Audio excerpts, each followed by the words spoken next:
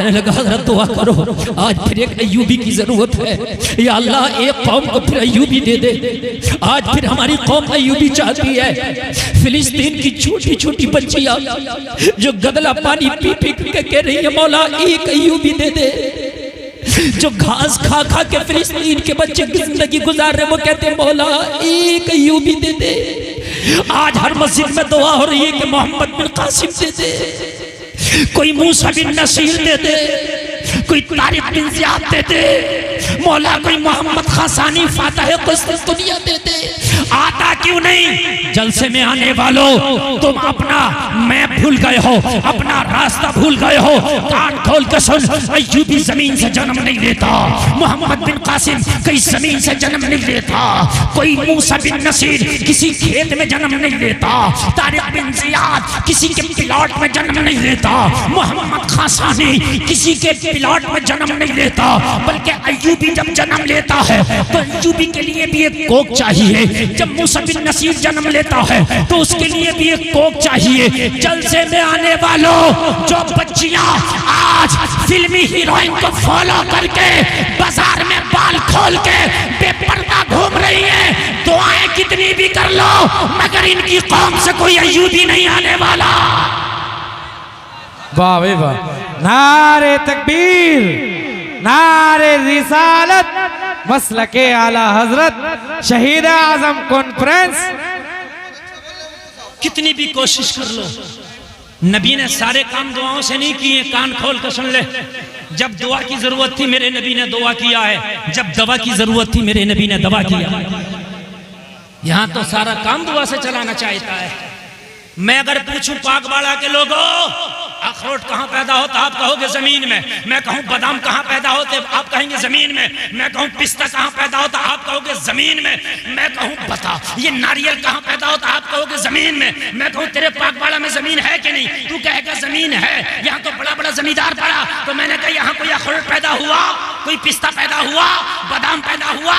जवाब मिलेगा नहीं। तो मैंने कहा जब जमीन में पैदा होता है तो तेरे पाकवाड़ा में पैदा क्यों नहीं होता? जवाब मिलेगा मौलाना पिस्ता हर जमीन में पैदा नहीं होता, एक खास जमीन में पैदा होता है। ऐसे ही अय्यूबी हर कोख से पैदा नहीं होता, एक खास कोख से पैदा होता है। माशाल्लाह लाजवाब, वाह भाई वाह वाह वाह। हर कोख से अय्यूबी नहीं पैदा होता, हर कोख से मोहम्मद बिन कासिम नहीं आते। बेटियां ब्यूटी पार्लर में गैर मर्दों की जांघों पे हाथ रख के अपने बाजुओं तक मेहंदियां लगवा रही हैं। 26 जनवरी पे स्कूल में तेरी बेटियां डांस कर रही है और मस्जिद में दुआ कर रहा कोई अय्यूबी पैदा कर दे। ये गुंबद पे अखरोट रखने के मानिंदा है। जैसे गुंबद पे अखरोट नहीं रुक सकता वैसे ही तेरी इस कौम में कोई अय्यूबी नहीं आ सकता। इसलिए अरे तू अय्यूबी की बात करता है, अगर खाली दुआ की बात हो तो फिर गुलफाम दुआ करेगा। अब अय्यूबी क्यों मांगू मैं? मोहम्मद बिन कासिम क्यों मांगू मैं? मूसा बिन नसीर क्यों मांगू मैं? तारिक बिन ज़ियाद क्यों मांगू मैं? मोहम्मद खासानी क्यों मांगू मैं? तो डायरेक्ट मौला हुसैन मांगता हूँ। फिर दोबारा एक हुसैन दे देना ताकि यजीदियत का बेड़ा ही गर्क हो जाए।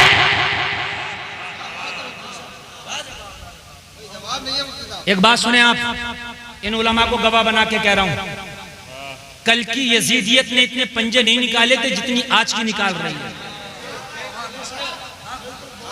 कल का यजीद इतना बड़ा गुंडा नहीं था जितना आज के कलमा पढ़ने वाले गुंडे बने फिर रहे हैं। कल जितनी इमाम हुसैन की जरूरत थी उससे ज्यादा आज हुसैन की जरूरत है। मैं तो दुआ करूंगा मौला फिर एक हुसैन दे देना ताकि यजीदियत का बेड़ा ही गर्क हो जाए। आप कहोगे मौलाना आज यजीदियत पहले से ज्यादा कैसे? तो सुन, यजीद में क्या कमी थी मैं आपसे पूछता हूं। मौला हुसैन और यजीद का मामला क्या था? क्या खेत का मामला था? नहीं। क्या दुकान का मामला था? नहीं। क्या बिजनेस का लेन देन था? नहीं। क्या तख्तो ताज का मामला था? नहीं, कोई मामला नहीं था। फिर कहो कि क्या मामला था? मैं कहूंगा शरीयत का मामला था। काय का मामला था?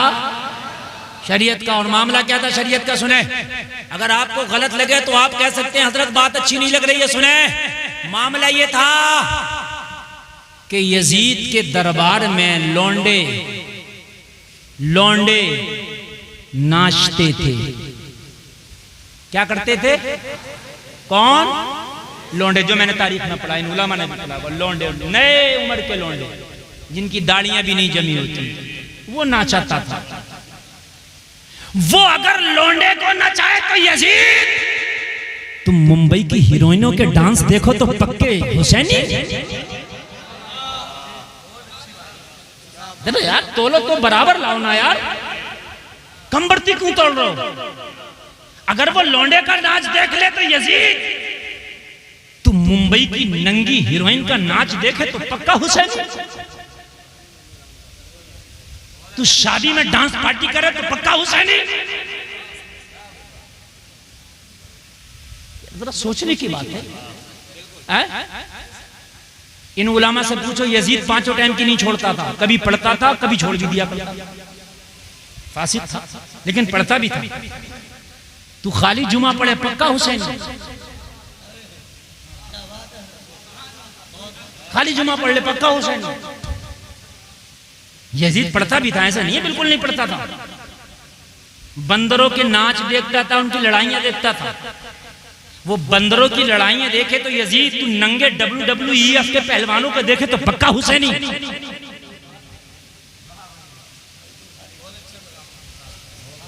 तू मुर्गे की कुश्ती कराए, बग्गी बाग की कुश्ती कराए,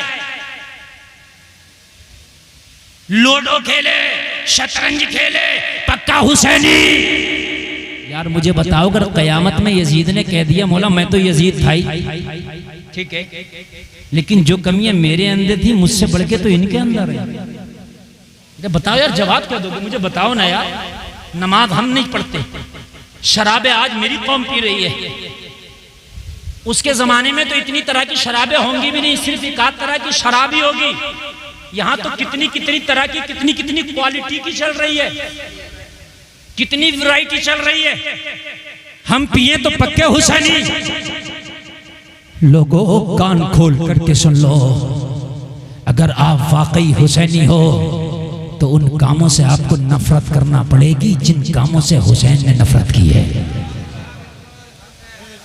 बल्कि अगर कोई शरीयत के खिलाफ काम आपके सामने आए तो नफरत करते चले जाओ और ताजुश शरिया का ये पैगाम सुनाते चले जाओ, जो पिया को भाई अख्तर वो सुहाना राग है, जिससे नाखुश हो पिया वो रागिनी अच्छी नहीं।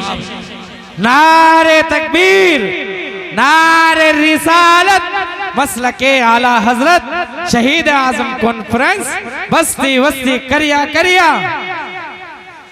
मुझे बताएं आप, मुझे बताएं, हुसैन ने क्या सर इसीलिए कटाया था कि तुम नमाज़ें न पढ़ना? क्या हुसैन ने सर इसीलिए कटाया था कि बेटियां बाजारों में बेपर्दा घूमें? क्या हुसैन ने सर इसीलिए कटाया था कि तुम्हारी बेटियां बाजारों में नजर आए? क्या हुसैन ने सर इसीलिए कटाया था कि आज तुम ऐसा अपने घर में मगरिबी माहौल पैदा कर लेना कि तुम्हें देख के पता न चले कि तुम मगरिबी शहजादा है या फिर किसी इस्लाम के चाहने वाले का शहजादा है, पता ही नहीं चले? क्या हुसैन ने सर इसलिए कटाया था कि मस्जिदें वीरान हो जाए? क्या हुसैन ने सर इसलिए कटाया था शराब के अड्डे आबाद हो जाए? क्या हुसैन ने सर इसलिए कटाया था कि तुम्हारी बेटियां ऐसे कॉलेजों में पढ़े कि जहां वो इर्तिदाद का शिकार हो जाए? अरे ऐसी डिग्री पे हम ठोकर मारते हैं जो बेटियां इज्जत के बदले डिग्री लाती है। कान खोल करके सुन, अगर इज्जत के बदले डिग्री आए तो इस डिग्री पे हम ठोकर मारते हैं। इज्जत पहले है, डिग्री बाद में। बड़ा खुश हो रहा, फटा फिर रहा, पढ़ा मेरी बेटी TMU में पढ़ ली, TMU में पढ़ ली, ये तो देख के पर्दा है क्या नहीं? मेरी बात थोड़ी सी कड़वी है, अगर पर्दा है तो देख, अगर पर्दा नहीं है तो जिस सोने से नाक कान छिए वो सोना मेरे लिए बेकार है। आप कहते हो कि मियाँ दुआएं कबूल नहीं होती, दुआएं कबूल नहीं होती। और मेरे भाई जरा कान खोल करके सुन ले, अपनी बेटी को यूनिवर्सिटियों में बाद में भेज, अपनी बेटी को दीन का तालीम पहले सिखा दे, अपनी बेटी को कनीज़े फातिमा पहले बना दे, ताकि जिंदगी के किसी भी मोड़ पे वो ये ऐलान कर दे हम जान तो दे सकते हैं मगर इज्जतों का सौदा नहीं कर सकते। एक बेटी आई थी निकल के कर्नाटक के स्कूल में, जब उसके हिजाब पे सैकड़ों गीदड़ों ने भपकियां लगाई ना, तो उसने नारा लगा के बता दिया था, जिसको मुस्कान जमाना कहता है, मैं कनीज़े फातिमा हूं, मेरे लिए ईमान पहले है, जान बाद में। लोगों, अगर खाली दुआ से सब कुछ हो जाए तो मैं तो ये दुआ करता हूं, या अल्लाह हुसैन दे दे। किसी को मत दे खाली एक हुसैन, तू तो दे सकता है ना, कादिर मुतलक है। क्या अल्लाह चाहे तो दूसरा हुसैन नहीं दे सकता? दे सकता है, वो कादिर मुतलक है, उसके लिए क्या मुश्किल है? जवाब मिला, आलम तसव्वुर में गुलफाम कादिर मुतलक है, बेशक खुदा वो चाहे तो दूसरा हुसैन दे दे, लेकिन देता क्यों नहीं? इसलिए कि हुसैन के आने के लिए पहले फातिमा की कोख का होना जरूरी है, दूसरी फातिमा ना हो सकी, इसलिए जमाने में दूसरा हुसैन ना आ सका। अरे गैर न तो खैरों के फिर थोड़ी ना हुसैन आते हैं। मेरे भाई, दशहरी के पेड़ पे ही दशहरी का आम आता है, कट्ठा पे दशहरी नहीं मिलेगा। नहीं, बात मेरी अगर गलत हो तो बताएं आप। आपको अगर दशहरी चाहिए तो दशहरी का ही पेड़ लगाना पड़ेगा। अगर आपको गुलामे हुसैन चाहिए तो बेटी को कनीज़े फातिमा बनाना पड़ेगा। जिंदगी में कुरान लाएं, अगर कुरान जिंदगी में नहीं है तो भटक गए। अच्छा, कुरान लाते हैं, लाते हैं, लाते हैं, कब लाते हैं वो सुने जरा। लाते हैं कुरान, लाते हैं, जिंदगी में नहीं लाते, जिंदगी के बाद लाते हैं। जिंदगी में नहीं लाता कुरान का, जबकि जिंदगी के बाद कुरान का इतना काम और रोल नहीं है जितना जिंदगी में है। जिंदगी के बाद कुरान को हजरत कैसे लाते हैं? मर गया इमाम साहब, जल्दी चलो। बात हंसने की नहीं, बात समझने की। क्यों? कुरान खानी होगी। अब कुरान याद आया तुझे जब मर गया अब्बा, तो जब जिंदा था तो तुझे कुरान याद नहीं आया? हद यहां तक हो गई है, अब कब्र पर कुरान पढ़ा जाएगा। अब अगर मौलाना साहब कब्र पर कुरान पढ़ने बच्चा भेजें तो बच्चे का तालीम खराब, और अगर मौलाना ने ना भेजा तो इसका चंदा बंद। क्यों नहीं भेजा? बिल्कुल हक बात बता रहा हूं। अगर कान खोल के सुन ले, तेरा अमल अगर इस काबिल नहीं है तो पूरे हिंदुस्तान के मौलवियों को कब्र पे बिठा के कुरान पढ़वा, जन्नत नहीं मिलेगी। कान खोल के सुन ले, अमल का होना जरूरी है। अमल अगर जन्नत के काबिल है तो कुरान तो अगर कोई घर में बैठ के भी पढ़ देगा तो उसका भी अल्लाह तुझे सवाब अता फरमाएगा।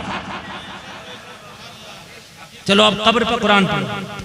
अब 3 दिन कुरान कब्र पर पढ़ा जा रहा है। मौलाना बेचारा मजबूर है, क्या करे, पंचायती मदरसा चलाएगा तो पढ़वाएगा। अगर नहीं पढ़वाओगे तो फिर मौलाना की खैर नहीं, उसके मदरसे की खैर नहीं, उसकी इमामत की खैर नहीं। बात खत्म। अच्छा सुनते रहे, जुल्म वाले सितम, सितम वाले सितम बता रहा हूं मैं। अब कब्र पर पढ़ा, अब तीजे में पढ़ो, अब 10वें में कुरान खानी, अब 20वें में कुरान खानी, अब 40वें में कुरान खानी। पता चला कि मदरसे में बहुत लंबी परेशानी, पढ़ने ही नहीं दे रहा है, पढ़ने नहीं दे रहा। अच्छा 11वीं शरीफ में तो पूरा महीना नहीं पढ़ने देते। अब ये कहोगे मौलाना कुरान खानी की मुखालफत कर रहा, तो मुखालफत नहीं कर रहा हूं, पूरा पूरा नुस्खा बता के जाऊंगा। कुरान खानी वाले भी हम हैं, कुरान पे अमल करने वाले का तरीका क्या होना चाहिए कुरान खानी का, वो सुने आप।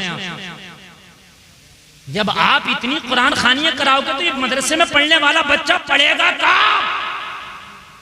फिर क्या कहता, हाफिज तो उन्हीं लोगों में पक्के होते हैं, तूने पक्का होने दिया इसमें?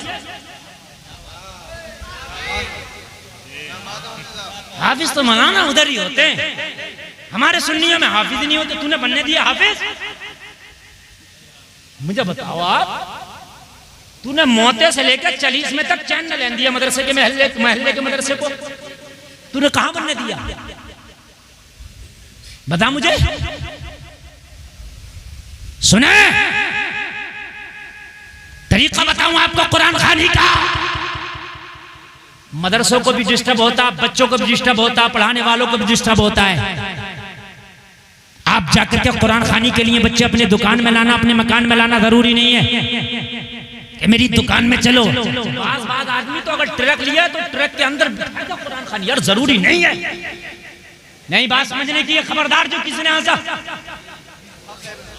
कि हजरत मेरे ट्रक में कुरान खानी होगी, यार कोई तरीका है? तूने तमाशा बना रखा है। चल चल आज कुरान खानी करा रहा, कसम खाना इस ट्रक में कभी गाना नहीं बजाएगा। आज कुरान खानी मदरसा का बच्चा कर रहा है, कल को तेरे ट्रक में डैग है, चिप लग रहा है, और चिप लग रहा, तेरी गाड़ी चल रही है और कुफरिया गाने सुनता जा रहा। बेशरम, तुझे शर्म नहीं आती? तूने मदरसे के बच्चों को बरकत के लिए बुलाया था, तो फिर यहाँ गाना किस लिए सुन रहा है? जब तुझे गाना ही सुनना था, जब तुझे यही सुनना था नगमा, जब तुझे मोहम्मद रफी अच्छा लग रहा था, तो फिर तुम मदरसे के तालिबे इल्मों को क्यों लाया था? किसी बैंड बाजे वाले की दुकान पे जाके किसी गायक कलाकार को लाकर एक आधा घंटा गाना गवा लेता। नहीं मेरी बात गलत हो तो बताओ। मेरे भाई खुदा की कसम में खुद मदरसा चलाता हूं, मैं इस दर्द से गुजर रहा हूं यार, बड़ी तकलीफ होती है। फोन आ जाएगा जैसे ये मदरसे के बच्चे गुलाम हजरत 10 बच्चे भेज दियो, और तुझे पता है एक मजदूर जब तू लेने के लिए जाता ना तो बाग वाले के चौराहे पे तुझे जाना पड़ता है। वो मजदूर तय करता 8 घंटा काम करूंगा, 3 चाय पीऊंगा, 700 रुपया।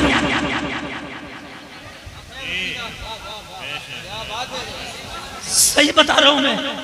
तूने मदरसे के बच्चों को यार समझ के लिए 10 बच्चे भेज दिए, 2 समोसे में पूरी कुरान खानी करा दिया। 2 समोसा खिलाकर सोचता मैंने बहुत बड़ा उपकार कर दिया इन बच्चों पर। खबरदार, ये मेहमान रसूल है, इनकी इतनी बेइज्जतियां ना कर कि 5 बच्चे मेरे ट्रक में भेज दो, 10 बच्चे मेरे जो है मेरी दुकान में भेज दो, 15 बच्चे मेरे मकान में भेज दो। अगर ये तेरे मकान दुकान टिरकों में जाते रहे तो बताइए तालीम कब हासिल करेंगे? ये बच्चे कयामत में तेरा दामन पकड़ लेंगे। ये कुरान खानी तेरे लिए कहीं बोझ न बन जाए। अगर तुझे कुरान खानी कराना है तो सुन, अब्बा के नाम से, अम्मा के नाम से, मकान के नाम से, दुकान के नाम से सुन। जो श्रीनी तुझे बांटना है वो श्रीनी दुकान से खरीद, और खरीदने के बाद में मदरसे चला जाओ, और मदरसे जाने के बाद मौलाना से कहना हजरत श्रीनी ये है, सुबह से लेके छुट्टी तक तुम्हारे बच्चों ने जो कुरान पढ़ा है वो भी तो कुरान है, वो मेरे अब्बा के नाम से बख्श देना, ये श्रीनी बच्चों को खिला देना। बहुत अच्छा पैगाम है। नारे तकबीर, नारे रिसालत, मसलके आला हजरत, या हुसैन, या हसन, या हुसैन, नारे तकबीर, नारे हैदरी, नारे हैदरी। बहुत खूब हजरत, बहुत खूब। इज्जत करो, सवाब भी ज्यादा इन तालिबे इल्मों की। अभी तो मैं बयान करूंगा सवाब ज्यादा है क्यों, ज्यादा है और क्यों है ये भी बयान करूंगा। इज्जत करो इन तालिबे इल्मों की। बड़े के पास जाना पड़ता, बड़े को बुलाया नहीं जाता। ये मेहमान रसूल हैं, बड़े हैं ये। और मेरे भाई सुनो, ये सिर्फ तुम्हारे तीजा दसमा खाने के लिए नहीं है, ये मेहमान रसूल हैं, इनकी बात बड़ी है। जाओ मदरसे में और कहो हजरत मुझे 11वीं की कुरान खानी कराना थी, श्रीनी ये है, जितना भी बच्चों ने पढ़ा है वही मेरे लिए 11वीं का बख्श दें। और सुने, कुरान जरूरी नहीं है कि अलिफ लाम मीम के पारे से लेकर अम्मा के पारे तक पढ़ना जरूरी है। अगर अलिफ लाम मीम का पारा भी 30 बार पढ़ लिया जाए तो 30 पारों का ही सवाब मिलेगा। ऐसा नहीं है कि एक ही पारे का मिलेगा, 30 ही पारों का मिलेगा। ये बच्चे बार बार रटते हैं, बार बार पढ़ते हैं कुरान शरीफ, तो सुबह से लेके 11-12 बजे तक कई कुरान पढ़ लेते होंगे। जी हकीकत बात, बेशक। अरे पढ़ लेते होंगे, नहीं पढ़ लेते होंगे? तो ये एक कुरान खानी नहीं हो रही है, ये कई कुरान खानी हो जा रही है। एक बात, जो कुरान बच्चों ने तेरे घर में पढ़ा, गारंटी नहीं है कि वो बिल्कुल अच्छा पढ़ा, इसलिए कि बच्चा कोई गलती हो सकती है, तेज भी पढ़ सकता है। जी बेशक, बच्चा है, अच्छा गलती तो होती है। हम जब दरसगाह में बैठते हैं बच्चा सुनाता तो उस्ताद उसे पीटता भी है, मारता भी है, बतलाता भी है, तो गलती होती है तभी तो बतलाता है, गलती होती है। हमारी तो 22, 23 तकरीबन 24 महराबें हो गई, अब तक गलती हो जाती है कहीं पढ़ते हैं तो। अरे तरावी में खड़े होकर मुसल्ले पे पढ़ रहे, पीछे से किसी ने लुकमा दे दिया, बहुत से लोग इसे ऐप समझते हैं, अरे उनके गलती आ रही है। बेवकूफ, गलती उसके तो आगे जिसके याद होगा, और जिसके याद ही नहीं होगा उसके क्यों गलती आएगी। गलती आना कोई बुरी बात नहीं है, जिसके याद होता उसी के आती है। तो भाई वो पता नहीं तेरे घर पे बच्चे ने कुरान कैसा पढ़ा, लेकिन जो दरसगाह में पढ़ा वो उस्ताद की निगरानी में पढ़ा। क्या बात है बेशक। अगर गलत पढ़ा तो उस्ताद ने गलत को सही करा के पढ़ाया। अगर बड़ा कौफ नहीं निकला था तो बताया कौफ निकाल, वाह बेशक। शीन नहीं निकाला था तो बताया शीन निकाल। ये मद्दे मुत्तसिल है 4 अलिफ खिलेगा, ये मद्दे लाजिम है 5 अलिफ खिलेगा, ये मद्दे मुनफसिल है 3 अलिफ खिंचेगा, ये मद्दे आरिज है 3, 2.5 से लेके 5 अलिफ तक खिंचेगा। ये काफ है कलकला होगा, ये साद है, इसमें हरूफ मुस्तालिया है, ये पुर होके पढ़ा जाएगा। ये सारे कौन बताएगा? ये तुझे दरसगाह में बैठने वाला ये मुदर्रिस पढ़ा पढ़ा के बताएगा। पता चला तेरे घर की कुरान पढ़ा हुआ उसकी कोई गारंटी नहीं, जो मदरसे में पढ़ा है उसकी गारंटी है, उसकी गारंटी है। तो ये गारंटेड माल इधर है, समझ रहे हैं? इधर है गारंटेड माल। मदरसे में जाओ और वहीं श्रीनी दे आओ, और वहीं से वो फातिहा खानी हो गई और वही हो गई तेरी कुरान खानी। बच्चों को डिस्टर्ब ना करो, बच्चों को पढ़ने दो। सुभान अल्लाह। अच्छे हाफिज बनेंगे, अच्छे आलिम बनेंगे, तुम्हारा फायदा होगा। आलिम अच्छे नहीं बनेंगे, हाफिज अच्छे नहीं बनेंगे, तुम्हारा नुकसान होगा। ये तुम्हारा मुस्तकबिल है, तुम्हारी प्रॉपर्टी है, सही पूछिए तो। इसलिए अगर आलिम नहीं तो ऐसे है ये कौम जैसे बेलगाम के घोड़ा, किधर चले जाए। जब ये कौम इधर उधर चलती है तो फिर आलिम ही इसकी लगाम सही तरीके से खींचते हैं। सही बता रहे हैं? हाँ मेरे भाई, कुरान तुम्हारा मैप है, कुरान को सामने रखो, जिंदगी गुजारो, इंशाअल्लाह पूरी जिंदगी तेरी बहुत सुकून से गुजरेगी इंशाअल्लाह। मगर कुरान कभी याद आ रहा है जब मरा, जब कुरान खानी अब तो, अरे अब तो मरने के बाद तो मियाँ इतनी छोटी छोटी बातों का ख्याल है। अहदनामा रखो, नहीं रख रहा तो तख्ते नहीं लगाने दे रहा, अहदनामा जरूर आएगा। देख मेरे भाई, अगर तेरा अमल अच्छा नहीं है ना तो अहदनामा 1 नहीं 1000 टांग दे, कोई फायदा नहीं। अमल है, अमल है मेरे भाई, बात समझ रहे हैं आप? बेरी की डाली नहीं आई तो मिट्टी नहीं डालने दे रहा कि भाई बेरी की डाली लाओ। अमल है, मेन चीज, कान खोल करके सुनो। अमल क्या है? अमल। कुरान को जिंदगी में लाओ, जिंदगी में लाओ। मरने के बाद कुरान को लाते। कुरान सिर्फ कुरान खानी के लिए नहीं है, कुरान पूरी जिंदगानी के लिए है। हम सिर्फ कुरान को कुरान खानी के लिए समझते हैं कि बस कुरान खानी के लिए है, नहीं, पूरी जिंदगी के लिए कुरान है। शादी कर तो कुरान बताएगा कैसे करना, बिजनेस कर तो कुरान बताएगा कैसे करना, किसी से झगड़ा हो जाए तो सुलह कैसे करना है, बीवी को कैसे रखना, ये सब तुझे कुरान बताएगा। कुरान बताएगा, कुरान बताएगा खेती करना, कुरान बताएगा खेती हो गई तो कितना माल अल्लाह की राह में देना, कुरान बताएगा। कितनी ज़कात निकालना, कुरान बताएगा। कपड़ा कैसे पहनना, तुझे कुरान बताएगा। जलसे में आने वालों, अरे कुरान तो तेरी जिंदगी का मैप है, मैप। अगर इसे छोड़ेगा तो भटक जाएगा। बगैर कुरान के जिंदगी नहीं गुजरती, मगर आज हम बगैर कुरान के जिंदगी गुजार रहे हैं। हमारी जिंदगी अटकी पड़ी है, भटके पड़े हैं, परेशान है। और परेशानी का हाल ये है, तलाक के मैटर सुलझा रहे थानेदार साहब हमारे, जबकि तलाक का मैटर सुलझाएगा कुरान। यार थानेदार को क्या पता मुगल्लजा कौन सी है, बाइना कौन सी है, रजई कौन सी है, पता है? ऐसो साहब को पता। मैं ये बात ऐसो साहब के मुंह पे भी कह दूंगा, ये मत समझना मौलाना की बात कर रहे हैं। मैं कोई खुराफात की बात नहीं कहता, मैं सही कहता हूँ। मैं उनसे भी कह दूंगा, ऐसो साहब आप बताइए, आपको क्या पता मुगल्लजा क्या है, आपको क्या पता रजी क्या है, आपको क्या पता बाइना क्या है, आपको क्या पता इद्दत क्या और उसकी मुद्दत क्या? बात मेरी गलत हो रही है ना? कुरान बताएगा, कुरान को छोड़ ले, जा रहे हो थानेदार साहब के पास, ये कराएंगे तलाक का फैसला, तो वो करा रहे हो तो रहा। 2 बिल्लियों ने अपना फैसला एक बंदर से कराया था। हाँ, एक की रोटी ज्यादा हुई, नहीं मानी, ना बराबर कर मेरी, लड़ रही थी अपनी बहन से, नहीं मानी, बंदर आ गया, हम हैं तो क्यों टेंशन ले रही हो, ए खबरदार हंसने की बात नहीं, कोई चटकुल्ला नहीं। आया उसने देखा तोली तो एक की रोटी ज्यादा थी, कहने लगा भाई इसकी ज्यादा है, थोड़ी सी खा लेते हैं बराबर हो जाएगी, खाया ज्यादा खा लिया, इसकी अब ज्यादा हो गई, तो कहा तुम्हारी भी थोड़ी सी खा लेते हैं, थोड़ी सी इनकी खा ली तो उसकी ज्यादा हो गई, कहा तुम्हारी भी थोड़ी सी खा लेते हैं, इनकी खाई इनकी ज्यादा हो गई, कब तक खाते रहते, एक दिन दोनों की खत्म हो गई, दोनों पे कुछ नहीं रहा। अगर ये अपनी बहन की थोड़ी सी बर्दाश्त कर लेती तो इस पे 19 आ जाती, इस पे 20 आ जाती, आ तो जाती, रहती तो दोनों बहनों पे। मेरे भाई गलत तो नहीं है ना, और बंदर दोनों की खा गया, किसी की नहीं छोड़ा।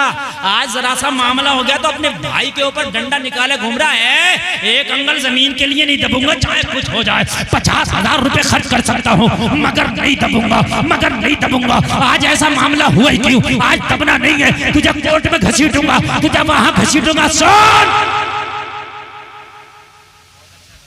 पैसे मारने वाले के खर्च नहीं होते, पिटने वाले के भी खर्च होंगे, दोनों के होते हैं खर्च। हाँ, हमने दोनों के खर्च होते देखे, और दोनों खर्चा करके कहते हैं अभी कुछ हुआ नहीं, तो कहते हैं कि वो तो खत्म हो गया, दूसरों का इंतजाम करो। समझ रहे हैं आप, करो, छोड़ो कुरान को।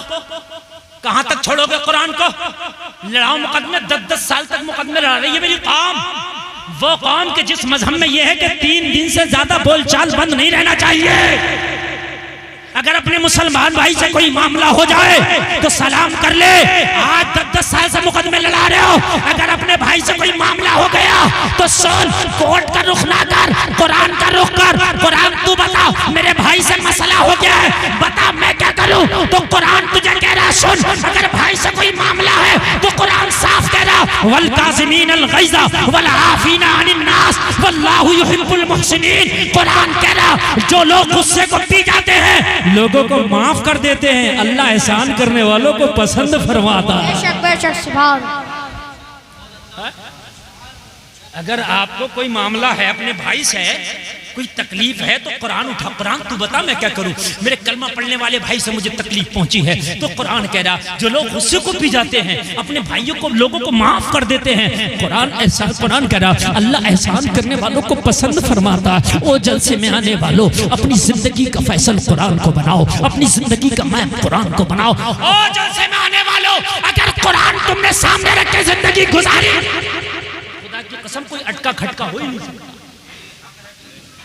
हमारे यहाँ कुरान आता खत्म के बाद, आदमी खत्म तो कुरान जल्दी लाओ।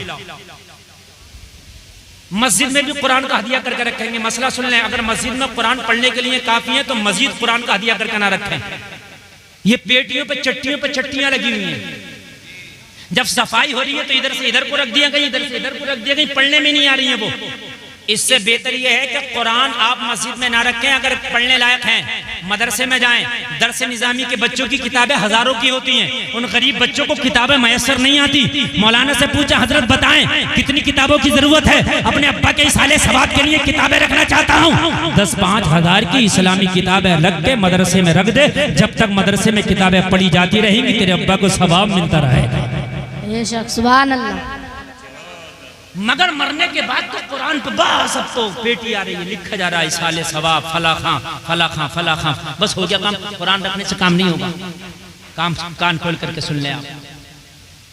तलाक हो गई तो मौलाना के पास आगा, हजरत कुरान क्या कह रहा, हो गई, अबे हो गई तो अब क्या हो गई, अब तो होने से पहले आता हजरत मेरी बीवी से मेरी नहीं बन रही है, ये बताइए कुरान क्या कह रहा है। कुरान इसमें भी तो कह रहा ना, हजरत मेरी बीवी से नहीं बन रही है, नौबत तलाक की, गुस्सा बहुत लगा है, जिंदगी नहीं गुजर रही है, कुरान बताए क्या कह रहा है। तो मौलाना बताएगा कुरान क्या कह रहा, मगर नहीं, जब खत्म कर देगा तब आएगा हजरत कुरान क्या कह रहा। अब बताओ, जब दे दी और देता भी कैसे है, कम से कम 3 तलाक दे के आता, इससे कम दे के नहीं आता। हाँ, फिर पूछेगा 3 से पहले तो हद तो ये है कि 3 से कम में तो हजरत को ये नहीं सोचता कि तलाक हो रही है, 3 में ही समझता कि हो रही है। मेरे भाइयों, तलाक मालूम है क्या है? बस इसी बात को बता दूं, बस मैं करबला का रुख कर रहा हूं, वरना सुबह को कहेंगे मौलाना गुलफाम आए तो करबला तो बोल के ही नहीं गए। हालांकि मैंने पहले इशारा दे दिया कि मैं शहादतें टच नहीं करूंगा, लेकिन मैं फिर करबला के बाद का मंजर आपके सामने रखूंगा इंशाअल्लाह। बोले इंशाअल्लाह। नींद तो नहीं आ रही है ना? एक बार पढ़ें सुभान अल्लाह। तलाक क्या है सुने, समझ लो पहले, ये भी कुरान समझाएगा। तलाक क्या है? तलाक एक इमरजेंसी वो खिड़की है तेरी जिंदगी की, जैसे बस में सफर करते हो एक इमरजेंसी खिड़की होती है जिस पे लाल कलर होता है और लिखा होता है इमरजेंसी विंडो। अरे होता है कि नहीं होता? ट्रेन में भी होती है, उस पे भी कलर लाल होता है। बात है समझ में आ रही है कि नहीं? मतलब क्या है इसका? अच्छा, बाज तो उस खिड़की के पास हथौड़ा भी होता है, इसे निकालो, इससे तोड़ो, निकल जाओ। क्यों है? बहुत ठंडे दिमाग से सुनना, तुम्हारी जबान में समझा रहा हूं, इसलिए कि समझाना इन्हें नहीं, समझाना तुम्हें।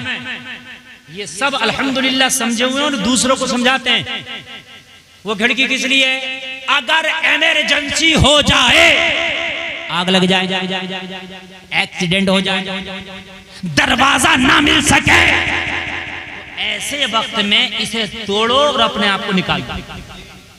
यही मतलब होता भाइयों, और तो कोई नहीं है ना। बस अब तुम ये करो कि कोई इमरजेंसी हो जाए, तुझे दरवाजा ना मिले तो तू पूरी बस को तोड़ दे। अरे तो भाई दंड पड़ जाएगा, इसलिए कि पूरी बस को क्यों तोड़ रहा है? इमरजेंसी वाली को तोड़ना, तू कहे कि वो इमरजेंसी पड़ गई तो इमरजेंसी वाली है तो इसे तोड़ना, पूरी बस को क्यों तोड़ना? जब अगर जिंदगी में कोई एक्सीडेंट बीवी और तेरे हो जाए और तेरी बात ना बने, तो जो इमरजेंसी वाली एक तलाक है उससे काम ले, पूरी को ना ले। 2 बच जाएंगे, जो एक है उससे काम कर ले, इमरजेंसी है, निकल जाएगा। तेरी बीवी तेरी जिंदगी से निकल गई, तू बीवी की जिंदगी से निकल गया, एक में भी काम हो जाता। 3 देने की जरूरत नहीं है। अगर 3 देगा तो दंड पड़ता, दंड लंबा होता है। समझ रहे हैं आप? ये सब कुरान बताएगा आपको, बड़ा आसान मसला है। अगर एक तलाक दे दी, तलाक हमेशा गुस्से में होती है, प्यार में तो नहीं होती ना। और इस्लाम बड़ा प्यारा मजहब है, तलाक के बाद इद्दत की मुद्दत रखी है। क्यों? हो सकता है कि इद्दत के अंदर इसका भी गुस्सा ठीक हो जाए, मोहतरमा का भी ठीक हो जाए, दोनों अपने फैसले पे पछताएं, यार हमने तलाक लेके गलत किया, हमने तलाक दे के गलत किया। जब गुस्सा ढल जाता, गुस्सा उतर जाता है, तो गुस्से वाले फैसले पे पछतावा होता है। तो जलसा में आने वालों, अगर एक तलाक दिया हुए होगे तो आपको भागने की जरूरत नहीं, फतवा लाने की जरूरत नहीं, डायरेक्ट वो तेरी बीवी तेरे निकाह में आ जाएगी, जरूरत ही नहीं है भागने की, जरूरत ही नहीं है किसी दूसरे का मामला बनाने की। समझ रहे हैं आप? ये मैटर कभी मैं इस पर बोलूंगा तो मुकम्मल बोलूंगा, हलाला क्या है, तलाक क्या है, समझ रहे हैं आप? ये सब बोलूंगा मैं। ये हलाला जो बना लिया ना, ये कुछ नहीं है, ये गलत है। अल्लाह के रसूल ने तो फरमाया, हलाला करने वाले कराने वाले पर अल्लाह की लानत। समझते नहीं, वो ओरिजिनल निकाह होता, वो कोई हलाला नहीं होता। दूसरा निकाह होता ना, वो भी ओरिजिनल निकाह है भाई। वो अगर अपनी मर्जी से तलाक ना दे तो उसकी मर्जी। खैर आगे बढ़िए। कुरान हुसैन जब करबला में पहुंचे, करबला से पहले भी हुसैन के सामने कुरान था और करबला में भी हुसैन की जिंदगी में कुरान। जरा जोर से बोलो, और जोर से। आप कहोगे कुरान कैसे, तो सुने। हुसैन जब करबला में पहुंचे, पता था ये करबला, खबर मिल गई थी पहले, सुने, पहली खबर मिल गई थी करबला है। जैसे करबला में पहुंचे, पानी पे पहरा, सामने कुरान। हुसैन ने कुरान से पूछा, बता कुरान अब हुसैन क्या करे? पानी पे पहरा है।